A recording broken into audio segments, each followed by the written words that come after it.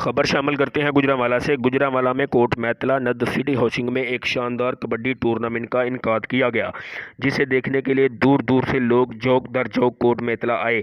कबड्डी के इस मैच को चीफ ऑर्गेनाइजर चौधरी सिकंदर हयात मैतला, चौधरी शाजम मैतला, चौधरी वकास मैतला और चौधरी उमैर इकबाल गुज्जर ने ऑर्गेनाइज किया। कोट मैतला में इस कबड्डी के टूर्नामेंट की खासियत यह थी कि इसके मेहमान ख़ुसूसी उम्मीदवार MNA राना साजिद शौकत, वसीम राना, चौधरी अरफान मैतला थे।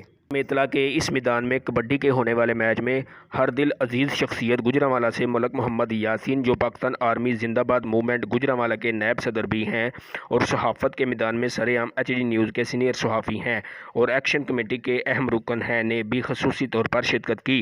कबड्डी के इस मैच में चौधरी उमैर इकबाल गुज्जर ऑफ मरालीवाला और चौधरी अदनान तारक भट्ट ऑफ मरालीवाला ने कहा कि हम अपने इलाके के मैदानों को नौजवानों से भरा हुआ देखना चाहते हैं।